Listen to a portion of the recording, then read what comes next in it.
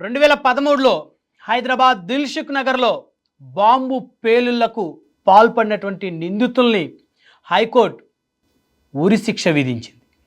అయితే గతంలోనే NIA court, national investigation agency NIA వీరికి ఉరిశిక్ష విధించింది. అయితే వీరు హైకోర్టును ఆశ్రయించారు. హైకోర్టు కూడా ఈరోజు విచారణ జరిపి ఎన్ఐఏ తీర్పును సమర్థించింది. ఐదుగురికి ఉరిశిక్ష విధించింది. ఒకసారి ఐదుగురు పేర్లు చూస్తే అఖ్తర్, జియావుర్ రెహమాన్, తహసీన్ అఖ్తర్, యాసిన్ బక్తల్, అజాజ్ షేక్. ఈ ఐదుగురు ఈ నీచులు వీరి వల్ల 2013లో దిల్సుఖ్ నగర్లో వీరు చేసిన ఘాతుకం వల్ల, వీరు పెట్టిన బాంబుల వలన 18 మంది అక్కడికక్కడికే ప్రాణాలు విడిచాడు. శవాలు చెల్లా చెదురైపోయినాయి, శరీరాలు ఛిద్రమైపోయినాయి. మనుషుల శరీరాల్లో ఏ అవయవం ఎవరిదో తెలుసుకోలేని పరిస్థితి ఆ రోజు. హైదరాబాద్ మొత్తం కూడా ఒక భయం గుప్పెట్లో ఉన్న పరిస్థితి.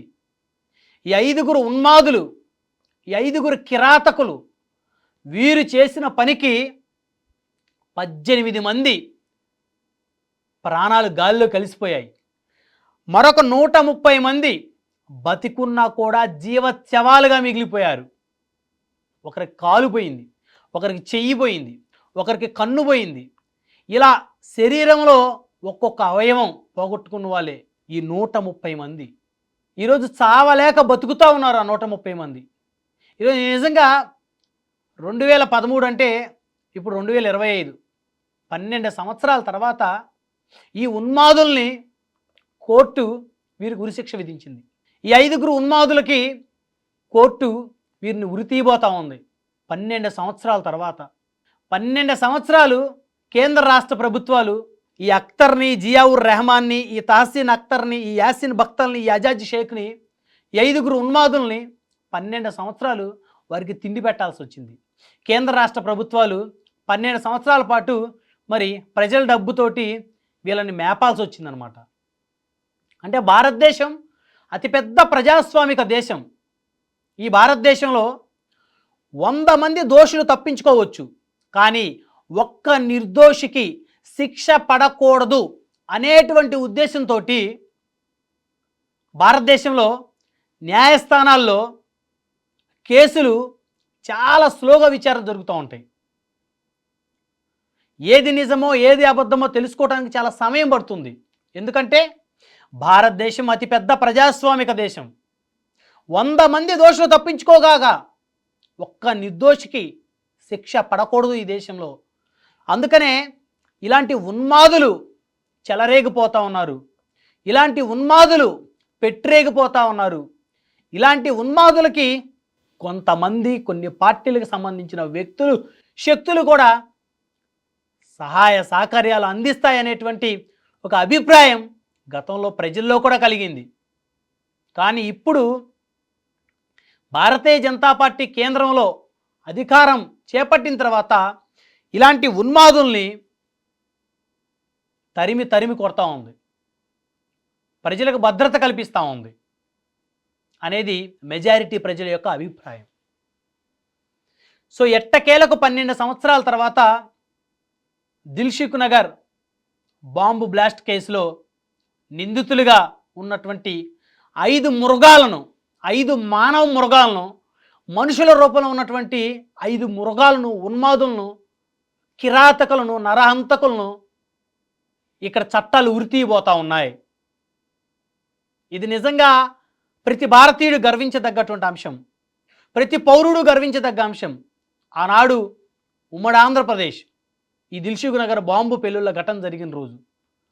సో ఆ ఉమ్మడి ఆంధ్రప్రదేశ్లో, హైదరాబాదులో ఆ సమయానికి ఆ దిల్సుఖ్ నగర్లో వారి యొక్క పనుల మీద వచ్చినటువంటి వారందరూ కూడా ఎంతోమంది క్షతగాత్రులయ్యారు. 18 మంది ఈ లోకాన్ని విడిచిపెట్టి వెళ్ళిపోయారు. వాళ్ళు ఏం తప్పు చేశారు, వాళ్ళు ఏం పాపం చేస్తే ఈ 5గురు కిరాతకులు వారిని చంపారు? అసలు ఆ 18 మంది చనిపోయిన వాళ్ళు, 130 మంది కాళ్ళు చేతులు అవయవాలు పోగొట్టుకుని ఈరోజు చావలేక బతుకుతున్న వ్యక్తులు, ఈ 5గురు కిరాతకులకు ఏమన్నా సంబంధం ఉందా? ఈ 5గురు ఉన్మాదులకు ఏమన్నా పాపం వారు ఎప్పుడన్నా ఒక చిన్న హాని తలపెట్టిన పరిస్థితి ఉందా? అసలు వారెవరో కూడా వీరికి తెలియదు.